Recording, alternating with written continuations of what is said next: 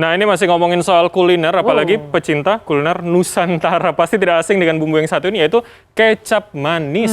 Banyak loh yang nggak bisa makan kalau nggak ada kecap. Saya salah satunya, karena biasanya untuk makan soto, bakso, nasi goreng, sop buntut, bahkan kalau saya nih ya, makan nasi panas sama kerupuk, tapi kasih kecap, Kasih kecap, itu enak. udah enak banget. Tapi tahu nggak sih, kecap itu sebelum Bram tuangin ke nasi itu, ada proses panjangnya. Betul. Mulai dari pencucian kedelai hitam, ada fermentasinya, dikasih dulu aneka bumbu hingga pengemasan. Kita langsung lihat informasinya yuk. Jamur-jamurnya udah menutupi si kedelai hitamnya. Tapi baunya tuh kenceng ya, bau-bau fermentasi. Ternyata ini yang bikin rumit karena harus diaduk. Nyiprat. Iya, cara nih biar nggak nyiprat. Kecap manis. Untuk para pecinta kuliner pasti sudah tidak asing dengan penyedap makanan yang satu ini.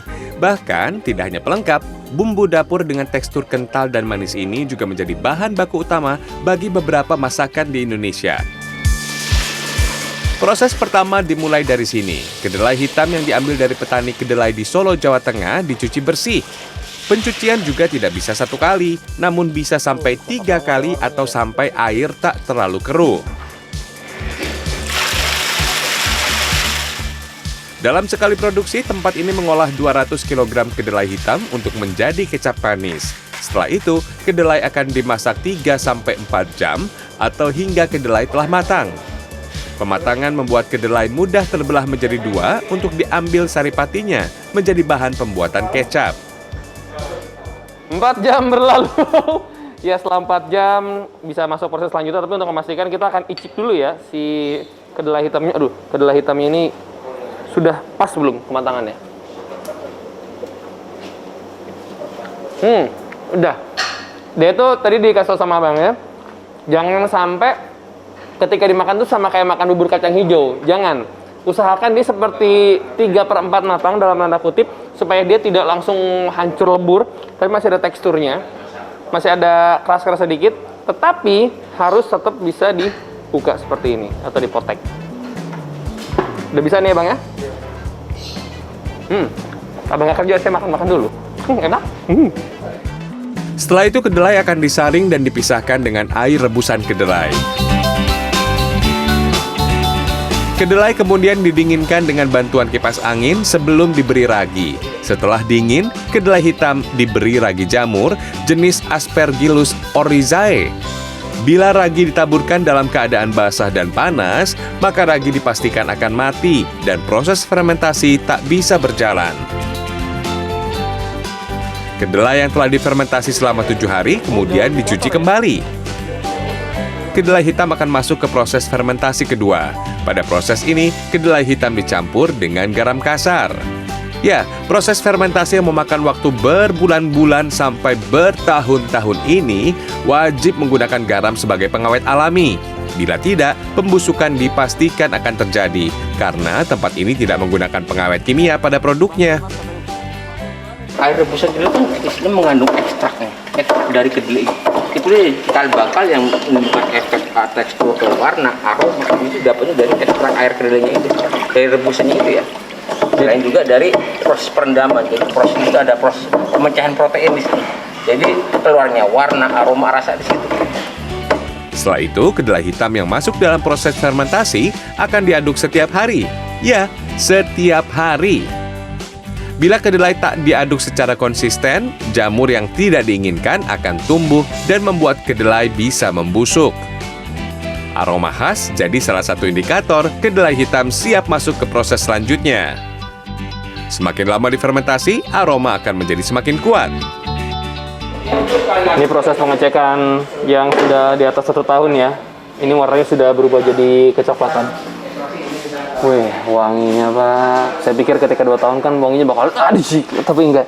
Ini wanginya tuh mirip tauco, tapi tauconya tuh tauco yang seger gitu loh, bukan tauco yang berbau menyengat, enggak. Makanya proses pembersihan itu jadi penting. Kenapa? Kalau masih ada sisa kotoran kan dia bisa jadi membusuk ya dalam tanda kutip, jadi mempengaruhi ke wanginya. Proses fermentasi yang super panjang akhirnya selesai. Waktunya masuk ke bagian selanjutnya. Proses ini dinamai ekstraksi. Proses ekstraksi hanya mengambil sari pati kedelai. Kedelai hitam direbus selama 3-4 jam atau sampai air rebusan berubah warna dari bening menjadi kecoklatan. Nah, ini nih yang unik nih. Segini tinggi ya. Wah, dalam sekali. Oke, aduk pelan-pelan. Ya, kalau tadi nge-gym, yang ini sauna.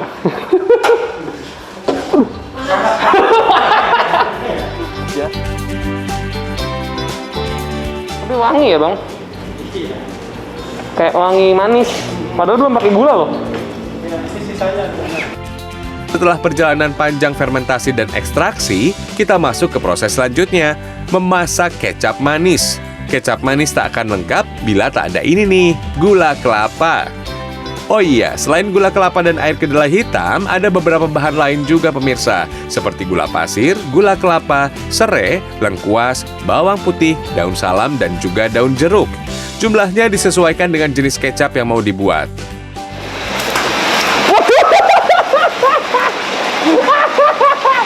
Nyiprat, nyiprat, nyiprat, nyiprat, nyiprat.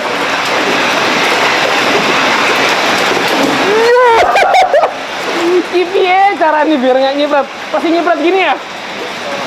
Oh, nyiprat ke bawah. Oke, oke. Penggunaan gula kelapa ini sangat banyak ya, persentasenya itu sekitar ya kurang lebih 70%. Jadi misalkan ada 1 liter kecap manis yang Anda beli, berarti 70% diantaranya itu ya itu adalah gula kelapa. Semakin banyak persentase gula kelapa, harga jual kecap dipastikan semakin mahal.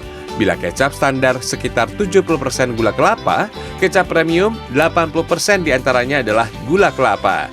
Setelah dimasak dalam mesin besar selama 4 jam, waktunya disaring. Total ada 3 kali penyaringan. Usahakan penyaringan kecap dilakukan ketika kecap mencapai titik didih.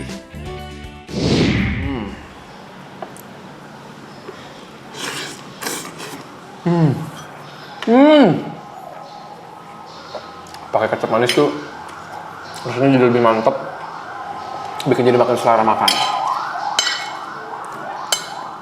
Cakep banget emang, juara.